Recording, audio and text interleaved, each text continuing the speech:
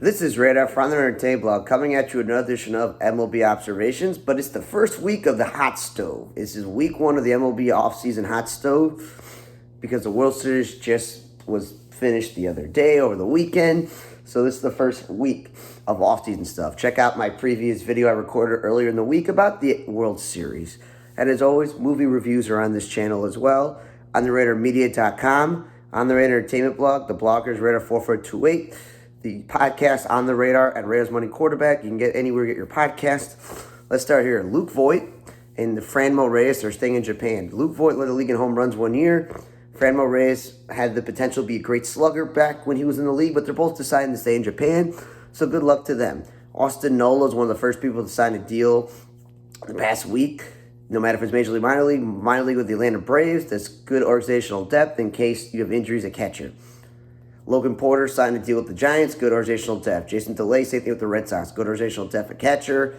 While Richard Lovelady signed a deal with the Mets, he pitched for them briefly this year, and we know he pitched for the Cubs and the Blue Jays in recent years, and he likes to be called Dick Lovelady, which is a very weird thing to like to be called. Desi Drusel is joining the Yankees coaching staff. Tomas Dino re-signed with the Tigers on a minor league deal, organizational depth at catcher. Luis Vasquez, same thing for the Orioles. Rays acquired Ryan Valade, the utility player. They love utility guys.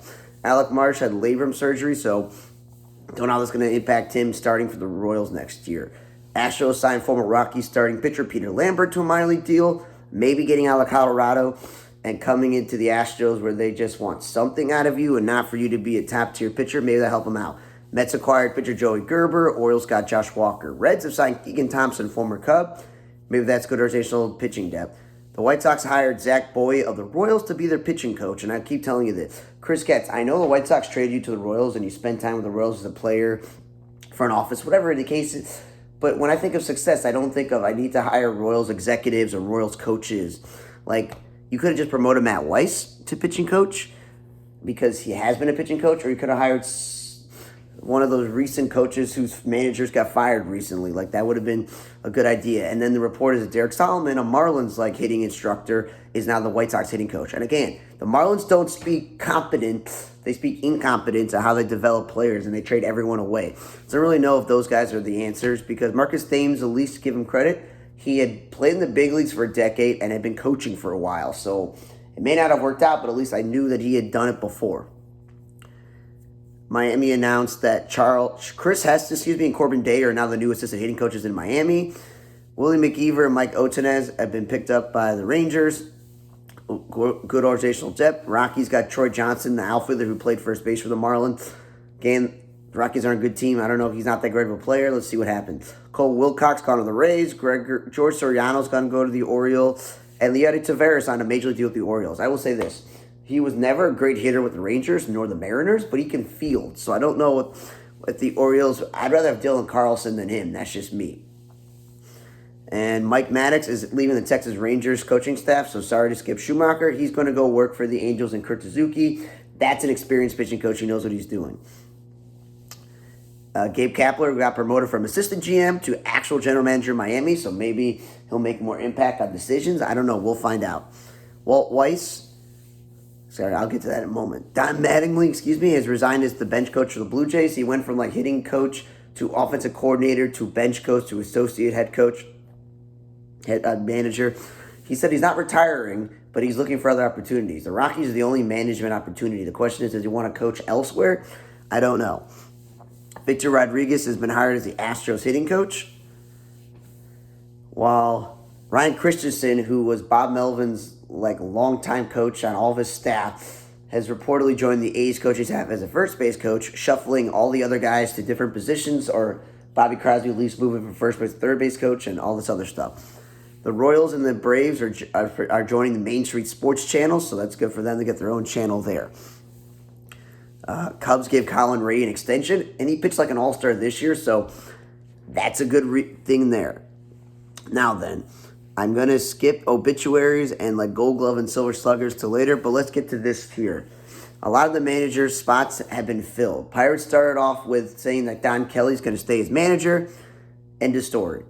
Orioles hired Craig Albernaz, who has been on San Francisco and Cleveland staff over the years. He was a minor league player, a minor league coach, so I'm thinking when you've been you've been a coach and a manager in the minor leagues and a coach in the major leagues, that may be a good idea.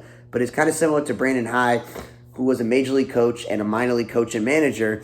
And then look what happened. The Orioles had some success, and then they were terrible, and they got rid of him. So we'll see what happens there. Twins decided we're going to go with familiarity. And Derek Shelton, who left us to become the Pirates manager and got fired this year, he's going to become our manager because he's familiar with the organization. Cool. Well, the Twins had a fire sale, and yes, they still got Byron Buxton and Royce Lewis and Ryan Jeffers, Larnick, and Wallner, and you're expecting a healthy Bailey Ober and Pablo Lopez and Joe Ryan in a rotation. But you have to revamp the whole bullpen. Got to fix up the infield a bit. I don't know how much he's familiar with if a lot of the roster is gone, but hey, give him credit. The Pirates had slight improvements some of the years, and then other years they lost 100 games. But again, that's more of the organization than the actual manager, so I'm glad Derek Shelton gets another opportunity. He went great managing the Pirates. We'll see what happens. Nationals hired the youngest manager since the 70s in Blake Butera. Apparently, he's got experience with coaching Team Italy. I know Drew Butera, former Major League catcher and Major League coach, most recently with the White Sox. I don't know if this is going to work out for them. They took Davey Martinez, a former Major Leaguer, who was also the guy that won them the World Series, who was on Joe Madden's coaching staffs and got passed over so many times for manager spots that when he got the Nationals opportunity, he took it, and guess what? They won the World Series. So we'll see what going with the youngest guy ever since the 70s is a good idea. Rangers, we already talked about Skip Schumacher. After the Marlins fired him, and there was a whole weird issue with the organization, with the front office, and with the coaching and management, he took a gap year being in the organization for the Rangers. The Rangers did not know that Bruce Bochy was going to just say, I don't want to go for a full rebuild. Skip Schumacher was hired in Miami, and they weren't great, and they made the playoffs one time, and then they went back down to earth. Texas has way more talent, way better players like Corey Seager and Adolis Garcia, to name some. So I think it's a positive move for the Rangers to get a guy who has managed before and played the big leagues. And then we get the Giants. They hired Torey Vitello, a longtime college coach and head coach, to be their manager, despite interviewing guys who are more qualified or former major leaguers. So they're going to go with the college route. It's different from the Pat Murphy, because Pat Murphy, outside of being the college coach to Craig Counsell, he had spent multiple seasons in San Diego and Milwaukee, being a coach. So at least he learned how the big leagues work. So we'll see what happens there. Giants are a middle team, so I don't know what's going to happen there. And then the Angels and the Padres, they went with former major leaguers. Kurt Suzuki was coaching little league kids. Craig Stammen apparently had been somewhat working in the front office for the Padres, which I didn't know when he retired a few years ago. He was one of the most consistent middle relief pitchers when he was healthy in the big leagues between the Nationals and the Padres. But the last time I remember a manager being hired with no experience and he was a pitcher, I don't know. I remember that John Farrell, when he came to the Red Sox, the Blue Jays manager, he had been a pitching coach in the major leagues first. Bud Black, who was fired this year from the Rockies, and he's a former Padres manager, was a pitching coach under Mike Scioscia in Los Angeles. And John Farrell and and Bud Black, they played a long time in the major leagues for a long time. So I know Craig Stammen played a long time, but usually you go and become a bullpen coach or a pitching coordinator or a pitching coach or developmental something, minor leagues, and you work your way up. But I don't get that.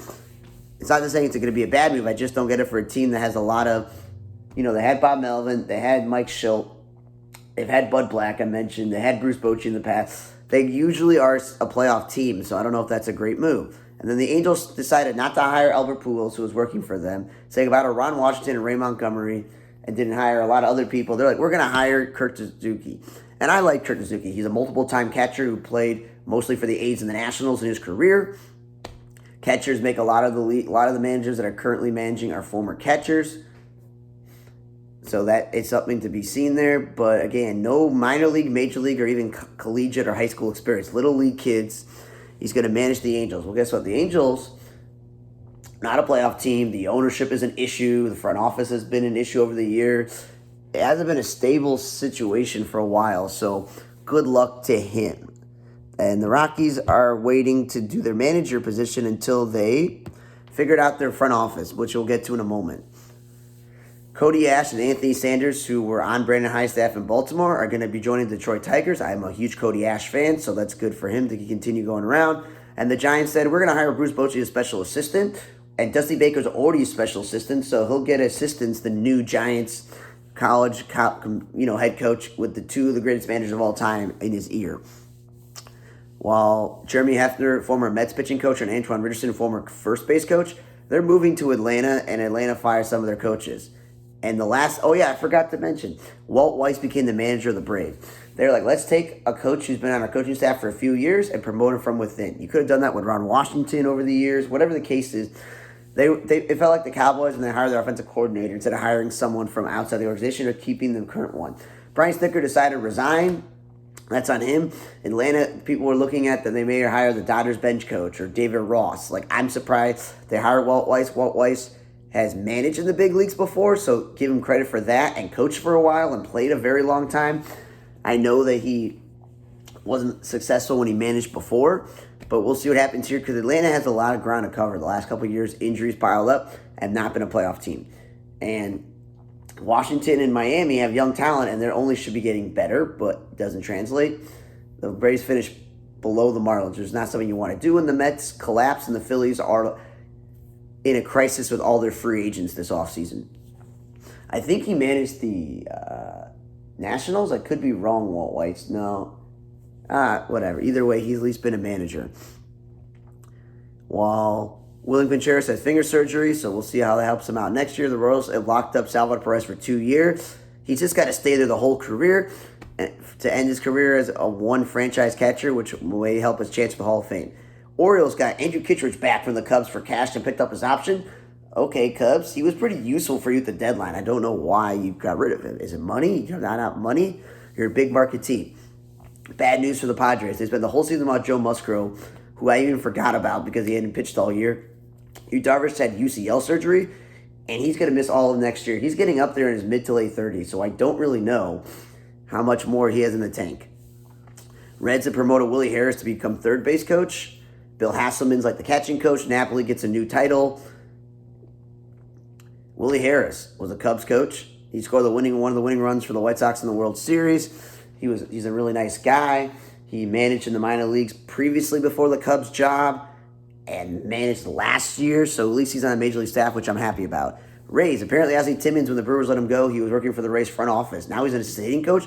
Congratulations to him. MLB Network announced they're going to have an MLB Tonight to cover like the offseason. Well, guess what? For someone who has YouTube TV, I haven't had MLB Network. I don't get the White Sox, Bulls, Blackhawks channel or Marquee Network. So whoop-de-doo for them. Ricky Weeks is gone from associate coach, bench coach for Pat Murphy's staff. He's going to become a special assistant in the front office with scouting and drafting and all this other stuff because he's one of the best players they've had. It would be cool if he was still on the coaching staff, but I guess not. Rockies officially hired Paul DePosta, who worked with Billy Beane back in the Moneyball A's, but was working with the Cleveland Browns over many different front office regimes. So the Rockies have hired their head of baseball ops. He'll probably install a president, a vice president, and a GM, and then maybe they'll either keep their interim manager, I think it's Warren Schaefer, maybe it could be wrong, or hire someone else. We'll see what happens there. It's a whole organizational mess. Blue Jays officially picked up John Schneider's option, which makes sense because he just took him to the World Series and they almost won. Atlanta has picked up the Cardinals outfielder Michael Ciani. He's a really good defensive outfielder. I don't know if he can hit, so we'll see what happens. Austin win avoid arbitration with the A's. Zach Brinsky got picked up by the Marlins. Jack Little to Detroit. Cody Larson to the Angels. Ji-Hwan Bae, the versatile infielder who's played some outfield, gone to the Mets. Roddy Munoz to the Reds. Tony Gonsolin, surprisingly, the Dodgers DFA'd him after winning a World Series. He hasn't pitched that much in the last few years because he's been hurt, but I thought they would have still kept him around. Rays have picked up Jake Fraley, the former Reds outfielder who was on Atlanta last year. Having a veteran outfielder is not a bad move. Giants have picked up Dodgers outfielder Justin Dean, who was an extra guy for defensive replacement and running, and Reds pitcher Riever Sanmartin. So I don't know if those will help out the Giants, but we'll see. And Ryan Lotus gone to Mariners. Pedro Leon, the Astros, gone to the Orioles. And the Twins today announced LaTroy Hawkins, who had been working in the front office special ops, advisor. He's now becoming the new bench coach on the Twins coaching staff. That's cool. He is a Twin great, so that will be cool to see him do that. Now let's get to the last things here. Rest in peace to Yorvis Medina. The pitcher has they announced he passed away at the age of 37. 10-9 record, a 3.08 ERA, and 147 strikeouts. He played for the Mariners and the Cubs. Fortunately, he passed away while driving, had a heart attack. So rest in peace to Yorvis Medina. Rest in peace to Craig Eaton. The former pitcher passed away to 71 with a 0 record, 4 strikeouts, and 2.70 ERA, and he pitched for the Royals. So rest in peace to him. Brad Mills announced his retirement from coaching. He was on the Phillies coaching staff, the Expo, Terry Francona's staffs in Boston, Cleveland, and Cincinnati, where he won 2 World Series with the Red Sox. That is the reason for the shakeup in the Reds front office. He actually managed the Astros for 2 seasons, if we don't remember that, and was a player for the Expo. So, it's pretty darn interesting that he's been on all the Terry Francona staffs, and I was wrong. He managed the Rockies, another team. I was like, I don't remember his Walt Weiss is managing, but it was the Rockies. So, again, he's been a coach of the Braves from all the way from 2018 to 2025, so they're very familiar with him.